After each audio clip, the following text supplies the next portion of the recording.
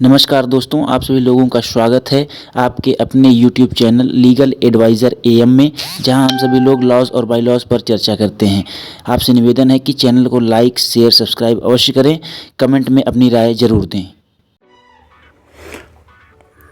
अभी तक हम लोगों ने पिछले वीडियो में सेक्शन 86 और 87 के माध्यम से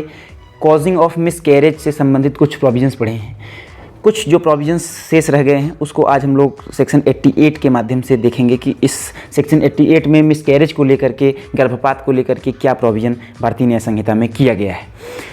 धारा 88 सेक्शन 88 का क्लॉज फर्स्ट यह कहता है कि whoever with intent to cause the miscarriage of a women with child, जो कोई भी किसी गर्भवती महिला के गर्भपात कराने के उद्देश्य से डज एनी एक्ट,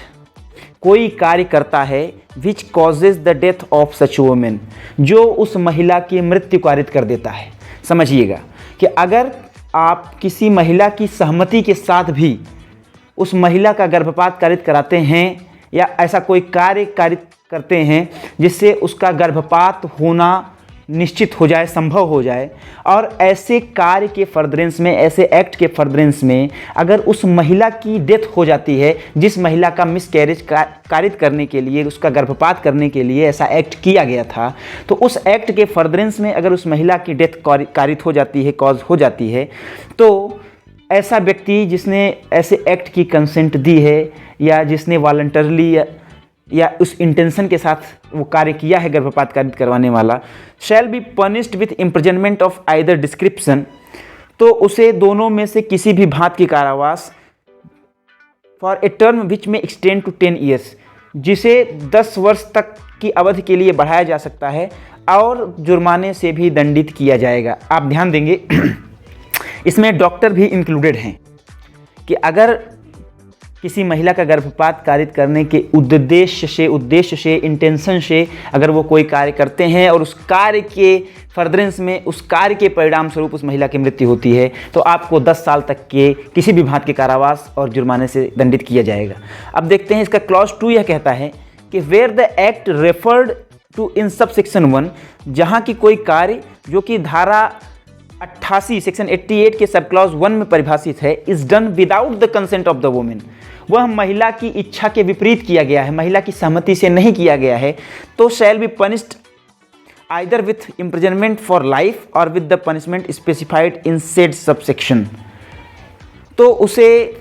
आजीवन कारावास से अथवा जो विशिष्ट प्रावधान किए गए हैं सबसेक्शंस में उनसे दंडित किया जाएगा। तो आप ध्यान दीजिएगा कि अगर महिला की सहमति से आपने मिसकैरेज कारित करवाया है तो आपको ऐसे मिसकैरेज के लिए अधिकतम 10 साल तक की सज़ा,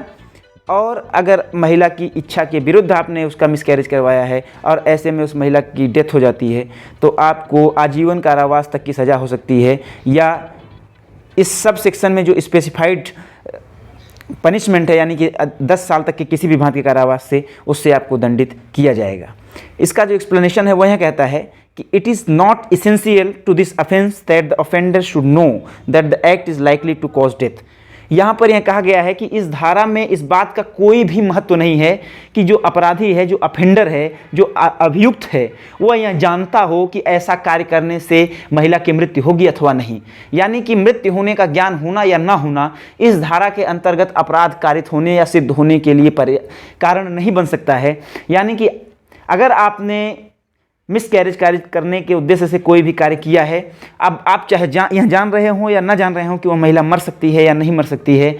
इसका कोई भी लाभ आपको यहाँ नहीं मिलने वाला है। आपको जो भी धारा 88 के अंतर्गत सज़ा का प्रावधान किया गया है वह निश्चित तौर से मिलेगी और आपको उस सज़ा का हकदार होना पड़ेगा और वह सज़ा आपको भोगनी पड़ेगी। तो आप यह ध्यान देंगे कि आपको किसी भी कीमत पर